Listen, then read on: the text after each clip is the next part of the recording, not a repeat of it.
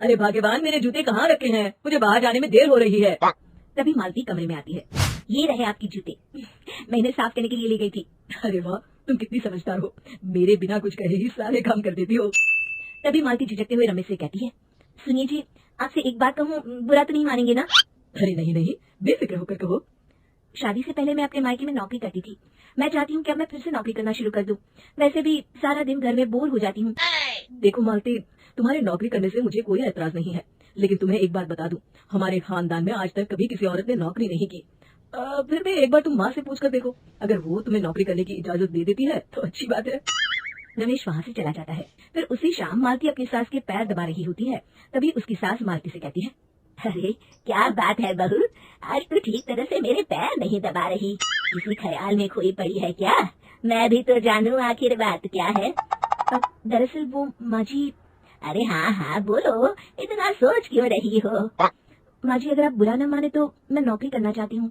घर के काम करने के बाद मेरे पास काफी वक्त बच जाता है। मालती की ये बात सुनकर उसकी सास गुस्से में कहती है, अरे बहू, तेरी तबीयत तो ठीक है ना? आज ये कैसी बहकी बहकी बातें कर रही है? भला हमारे खानदान में आज तक कभी किसी औरत ने नौकरी की है जो तू नौकरी करने की बात कर रही है, हैं? अरे बहू, तू क्या रिश्तेदारी में हमारी नाक कटाना चाहती है? जितना जल्दी हो सके अपने दिमाग से नौकरी का भूत उतार दे, और अब जा, जल्दी से रसोई में जा, खाना बनाने का वक्त हो रहा है। मालती मन मार कर खाना पकाने के लिए रसोई घर में चली जाती है। अगले दिन, नमस्ते माँ जी, कैसी हैं आप? अरे आओ आओ दिवाकर बेटा, बैठो, मैं तुम्हारे लिए चाय मंगाती हूँ। बहू, जरा एक कप चाय तो लेती आना। फिर दिवाकर एक फाइल खोलकर मालती की सास के सामने रख देता है।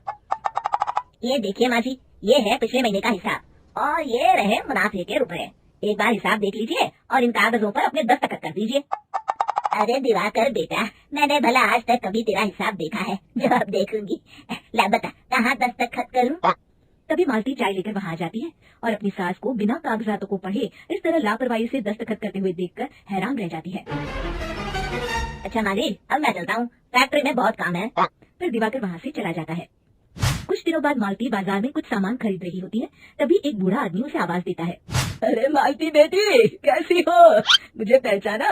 मैं तुम्हारी कंपनी में मुनीम का काम करता हूँ। हाँ चाचा जी, मैं आपको बिल्कुल पहचानती हूँ। कहिए, कैसे हैं आप?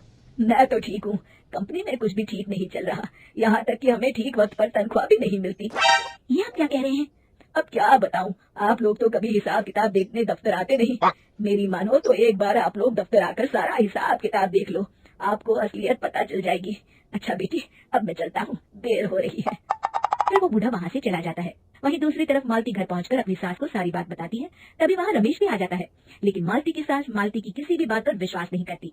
तभी रमेश कहता है, अरे माँ, बिना आग के कभी धुआं नहीं उठता। जब मालती इतना कह रही है तो हमें एक बार दफ्तर चलकर देख लेना चाहिए।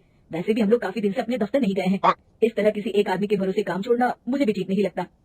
अगले दिन वे सभी अपने दफ्तर पहुँचते हैं और सीधे दिवाकर के कैबिन में जाते हैं। अचानक सबको एक साथ देखकर दिवाकर चौंक जाता है। अरे माँ जी, आप सब लोग अचानक यहाँ कैसे आ गए? अगर कुछ काम था तो मुझे एक फोन कर दिया होता, मैं आपके घर आ जाता।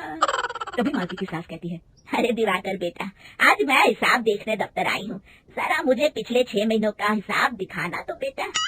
दिवाकर घबराते हुए हिसाब की फाइल मालती की सास को देता है। मालती की सास फाइल लेकर मालती को देती है और कहती है, ले बहू, देख ले हिसाब। मालती फाइल को बड़े गौर से देखती है और अगले ही पल उसे सारी गड़बड़ी समझ में आ जाती है। वो अपनी सास से कहती है, माँ जी, मुनीम चाचा बिल्कुल सही कह रहे थे। हमारी कंपनी में पिछले 6 महीनों में जितना मुनाफा हुआ है, हमें उसका आधा पैसा भी नहीं मिला। यूँ समझ लीजिए कि 1 रुपये में सिर्फ चवन ही हमारे हाथों में आई है। मालती की बातें सुनकर मालती की सास गुस्से से दिवाकर को पूछती है, क्यों दिवाकर, मेरी बहू जो कह रही है वो सच है? दिवाकर समझ जाता है आज उसका भांडा फूट चुका है। वो गिड़गिड़ाते हुए कहता है, मुझे माफ कर दीजिए माँ जी, मैं पैसों के लालच में अंधा हो गया था। अरे वाह दिवाकर, तू तो एक नंबर का चोर निकला।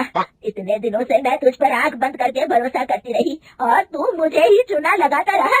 अभी के अभी निकल यहाँ से और दोबारा अपनी शक्ल मत दिखाना। दिवाकर वहाँ से भाग जाता है। मालती की सास मालती को शाबाशी देते हुए कहती है, बहू, आज मैं समझ गई कि पढ़ाई लिखाई हमारी जिंदगी में कितनी जरूरी है। मैं बहुत किस्मत वाली हूँ जो मुझे तुझ जैसी बहू मिली है।